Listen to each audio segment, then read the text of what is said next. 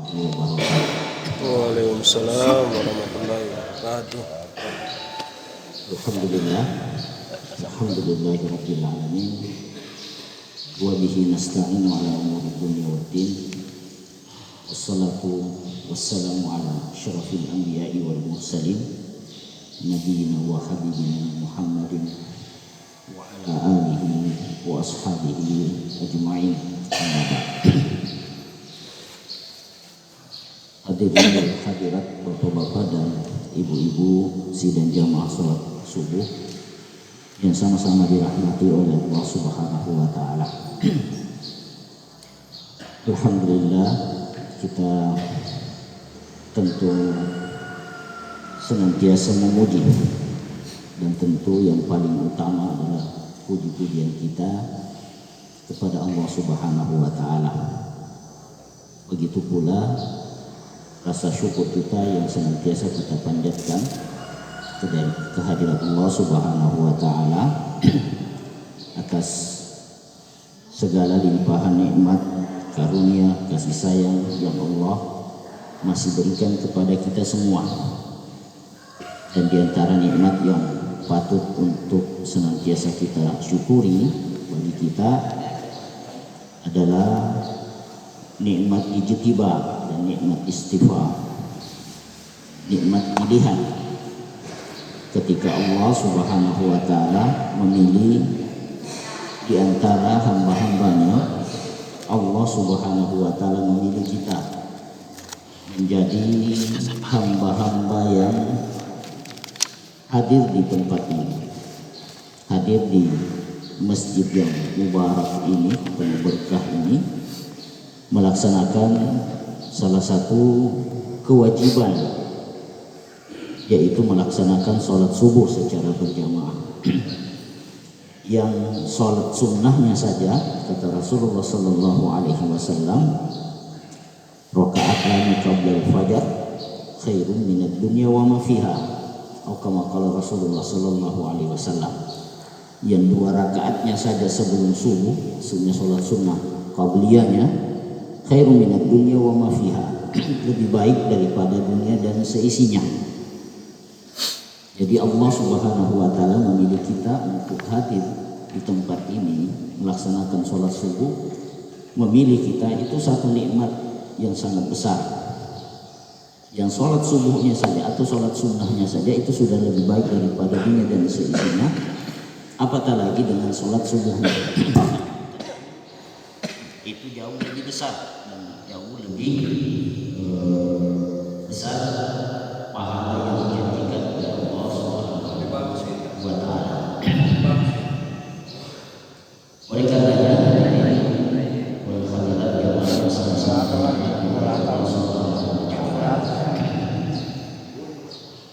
kalau kita dipilih oleh Allah Subhanahu wa taala hadir di tempat ini, tentu ini merupakan nikmat yang senantiasa dan patut untuk kita syukuri. Dan kita menjadikan momen-momen seperti ini, waktu-waktu ini adalah waktu yang memang senantiasa kita tunggu-tunggu. Sebab terkadang ada di antara saudara-saudara kita rela begadang di malam hari, bahkan sampai tidak tidur hanya untuk menantikan dan menunggu pemain-pemain pujaannya misalnya untuk bermain di lapangan sepak bola di lapangan hijau. Namun terkadang mereka lupa dengan sholat subuh. Yang seandainya mereka tahu atau mereka diberikan hidayah dan dipilih oleh Allah Subhanahu wa taala, tentu idola-idola yang mereka puja-puja, mereka bangga-banggakan, itu tidak ada nilainya dibanding sholat sunnah yang dia lakukan 2 rakaat sebelum subuh. Jadi kita patut bersyukur. Kenapa? Karena Allah masih memilih kita untuk bisa hadir di tempat ini. Kemudian salawat dan salam senantiasa kita kirimkan kepada Nabi kita, Nabi tercinta Muhammad Sallallahu Alaihi Wasallam. Begitu juga pada para keluarga beliau, pada sahabat-sahabat, para tabi'in, atba'ut tabi'in, dan orang-orang yang mengikuti mereka pada kebaikan sampai hari kiamat kelak. Dan tentu kita senantiasa mengharapkan syafaat dari Rasulullah Shallallahu Alaihi Wasallam di hari pertemuan kita dengan Allah Subhanahu Wa Taala. Jamaah hadirin wal hadirat, bapak-bapak dan ibu-ibu yang sama-sama dirahmati oleh Allah Subhanahu Wa Taala. Pada kesempatan kali ini kami hanya ingin menyampaikan satu kisah yang disebutkan oleh salah satu ulama besar yang bernama Muhammad bin Munkadir. Kalau tidak salah beliau salah seorang tabi'in. Beliau pernah menceritakan salah satu kisahnya. Kebiasaan beliau itu di Masjid Nabawi, di Masjid Madinah, di saat tentu pada waktu itu belum ada penerangan seperti ini. Jadi beliau biasa di sepertiga malam terakhir atau untuk melaksanakan sholat malam, sholat tahajud, beliau biasa lakukan di Masjid Nabawi. Biasa beliau bangun kemudian sholat atau berzikir atau hal-hal yang lainnya. Tentu kalau kita mau jelaskan keadaannya adalah sangat gelap. Pernah suatu malam atau pernah satu ketika Madinah terkena paceklik panjang, kemarau panjang. Pada saat itu terjadi kemarau panjang sehingga di Madinah dan di sekitarnya itu tidak turun hujan pada waktu yang sangat lama, dalam jangka waktu yang sangat lama.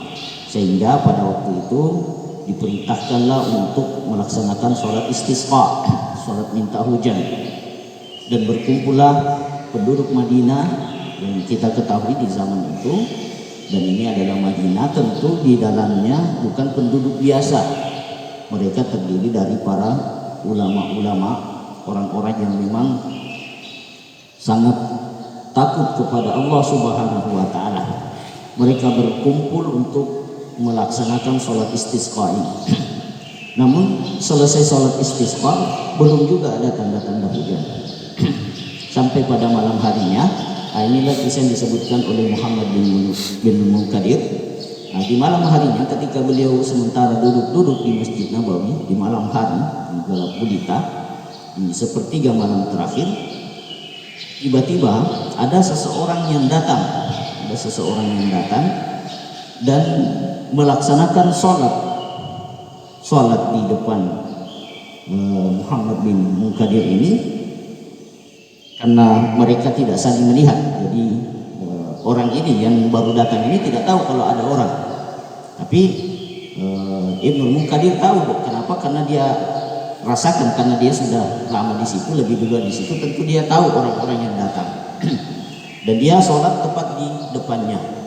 Tapi orang ini tidak tahu kalau ada orang lain di situ. Nah, dia sholat 2 rakaat. Setelah sholat 2 rakaat, beliau berdoa kepada Allah Subhanahu Wa Taala, bersumpah atas nama Allah Subhanahu Wa Taala.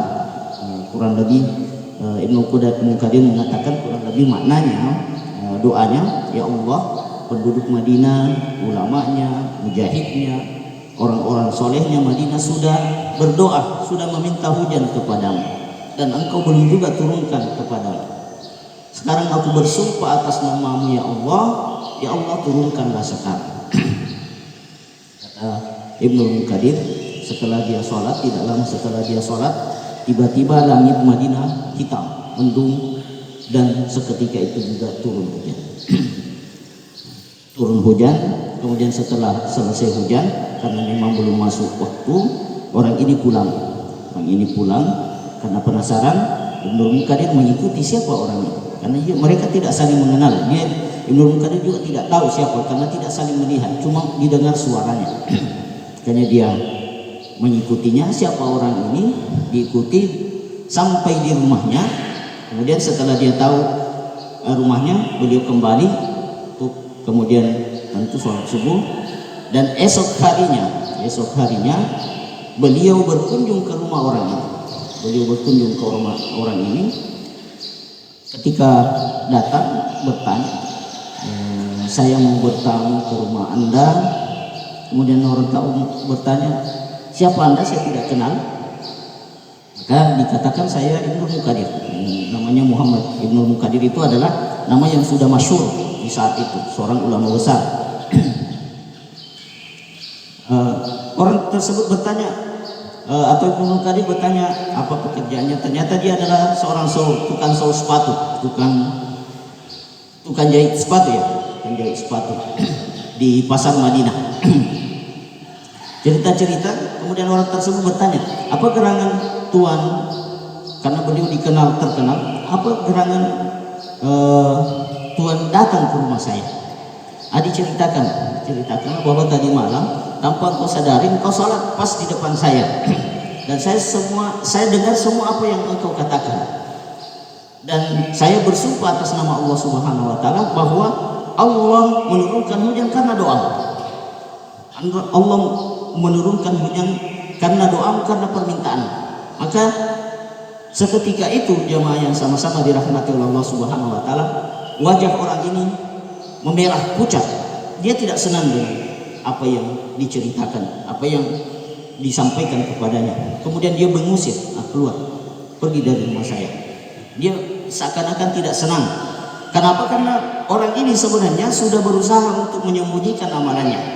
Dia tidak tahu ternyata ada orang yang tahu, mengenalnya, ada orang yang mendengarnya pada malam hari. Kemudian beliau mengusirnya dan Muhammad bin Mukadir keluar. Kemudian esok harinya kembali lagi, ternyata orang tersebut sudah tidak ada.